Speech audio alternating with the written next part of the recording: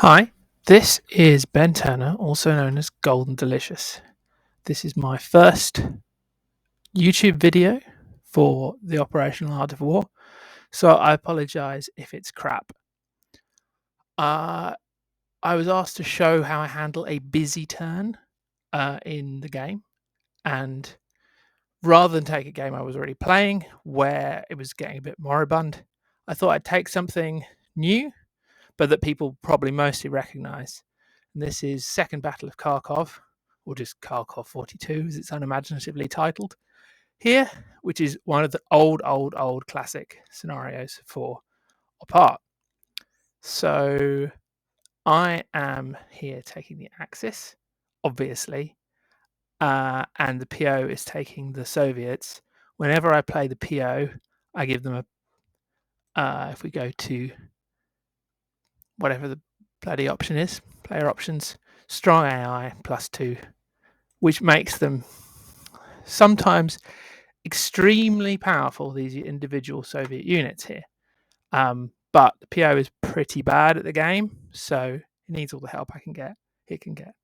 That being said, the PO gave me a pretty rough handling on its turn, which was interesting to watch.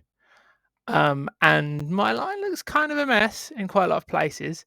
And all of these nice Panzer units are not ready yet.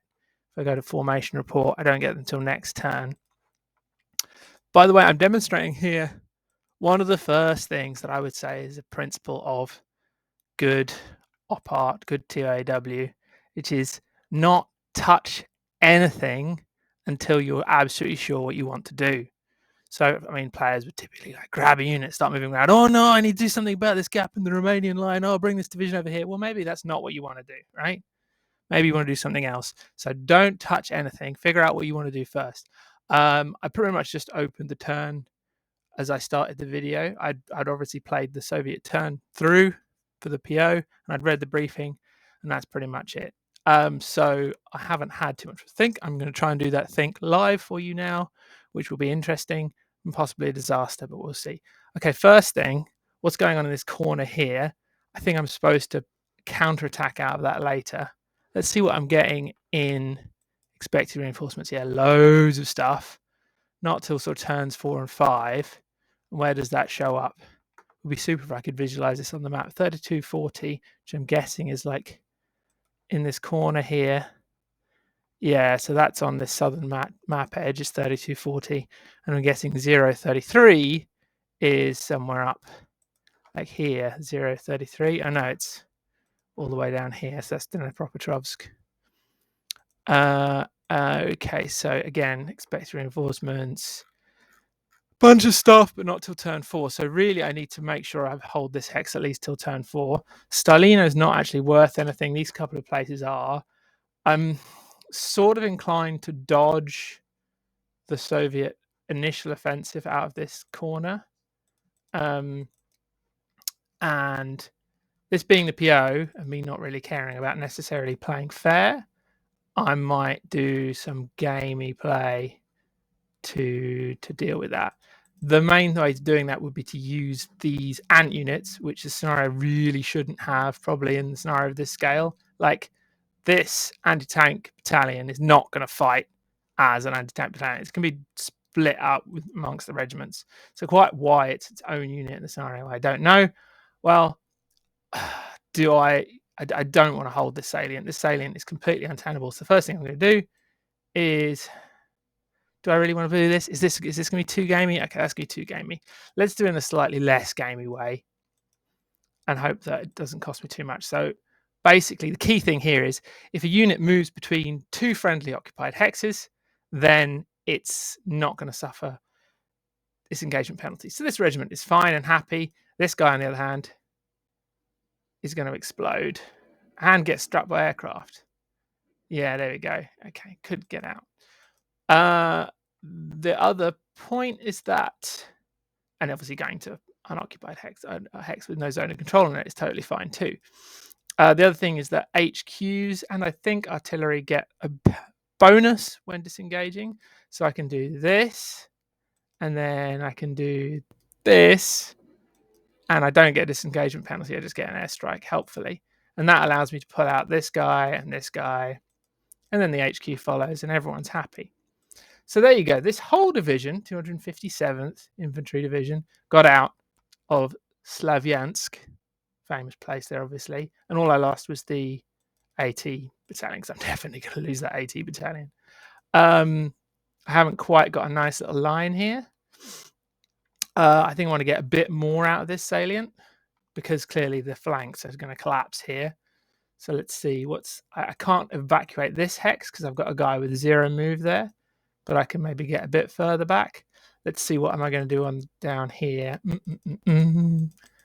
I really don't want to get attacked by these big Soviet units, but I'm not sure how much choice I have. This guy, this regiment, is fine if he's in a fortified stance and ignore losses to deal with a big Soviet unit. But this guy, like a mobile infantry regiment, is not going to be fine. And yeah, the PO is definitely going to attack me here, so I'm not super happy about that. Spacebar to hide units. I mean, I'm in an urban hex. Okay, I will hold there. I don't think the PO looks like it's going to come down this 1 hex row here. So what I'll do is I'll drop that guy in the rear there. So then I've got like a defense in depth, if you like.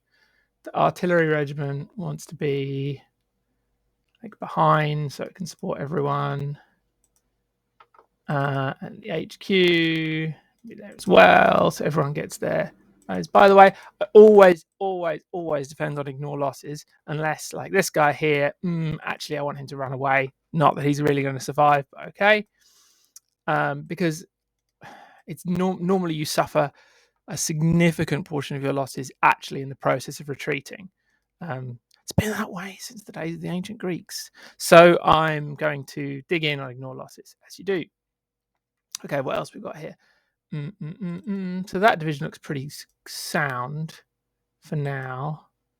But I'm going to pull this guy around here like that to screen that 1 hex. Not totally decided about Kramatorsk. Let's see what we got here. So I have to have this guy stuck here. A couple of units are going to be stuck there because they've got no move, which means I sort of want to hold these hexes here, which means I have to hold that hex here. So you sort of work your way back from your most exposed position. I don't want to lose this regiment, so I have to hold these other places. And maybe I'll be able to pull back more later on, and the HQ can't run away as well. Yeah, so these guys, I want to retreat so they're on minimize losses. Everyone else is on ignore losses. Even the artillery. There you go, look at that. Okay, what's going on up here? More units that are sort of too exposed. It would be really great if you guys were dug in this hex row behind, but not really a great deal I can do about that. I tell you what I would like be to hit this density penalty hex with some artillery, so I'll do that. I don't normally do pure artillery bombardments because they don't tend to be super effective. But when you see an orange density penalty like that, which you get when you are fighting the Soviet PO, I like to hit that with a bit of artillery. Okay. I don't really want to give up these entrenched positions, but I don't know. I really can't just fall back straightforwardly. Oh, I don't like that 1 hex hole in the line. Oh, he's not attacking me here at the moment. Maybe he will, maybe he won't.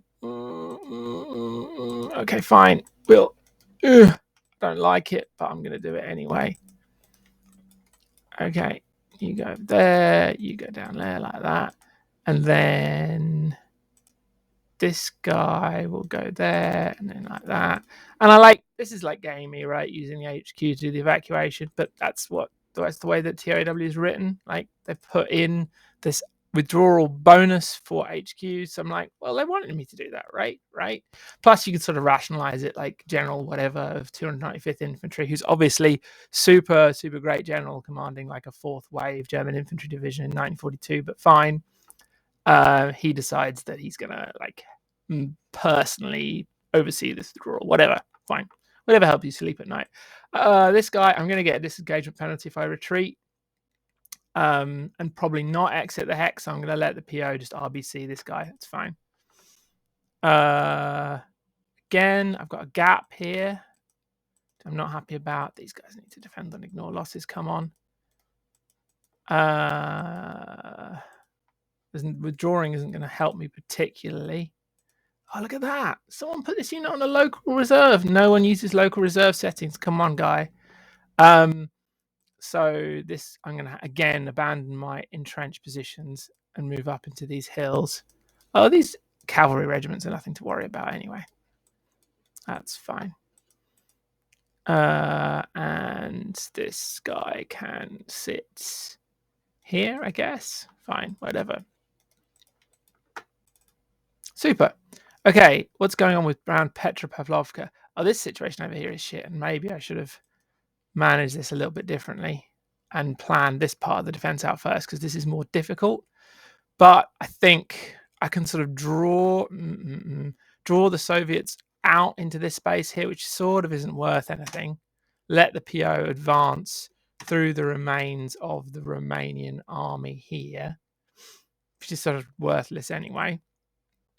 Yeah, okay, let's go with that. So I will refuse my flanks here, because there's no way that I can put together a strong line in this sector here, right? That's not happening. This division can't, most of it can't even get forward in time. This division is miles away. That might even have to move by rail. We'll see later. I'm gonna refuse the flank. Refusing the flank, hopefully, is a term that everyone is familiar with. Just means that I'm going to, instead of defending directly in front of him, I defend on the side there so that he can't outflank me. Okay, so yeah, this is a nice division, right? Look at that. Look at that. 90% proficiency. 389th Infantry Division, which I think was formed like in an emergency in the winter.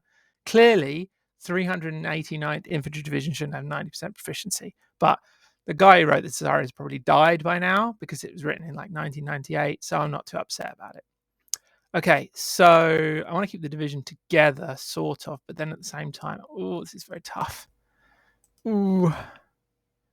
Yeah, or maybe I should have pulled this guy back more and just sort of tried to hold like a pocket with supply points over it. Out too late now. Petropavlovka, either way, is not looking super tenable, right? If I'm pulling out here and all I've got is this one regiment to reinforce it, and then he's got all this armor here. Okay, so what I'm going to do is try to connect these two divisions up together while keeping my fortified positions and sort of letting the PO go west if that's what he wants to do. I'm very agreeable toward the PO today. Okay, again, I could have done hit that stack there. Oh, it doesn't matter that much. Digging in, and again, I'll let him RBC that guy out of the way, and I'll dig in my HQ as well. Why not? The more the merrier. Okay, so this division, I mean, I could just let him into this space and not even move forward at all, like build a new line over here. I will think about it, and I will do it later. I need to work out what the situation is on the north flank first. That's also a key thing. If you don't know what to do, don't do anything. Just think about it. Do it later. Move some other pieces, and then the picture will become a little bit clearer. Right? All right. I'm going to pause there because I don't know how this video is going to turn out. So I hope you've enjoyed it, if anyone ever watches it. And now I will stop recording.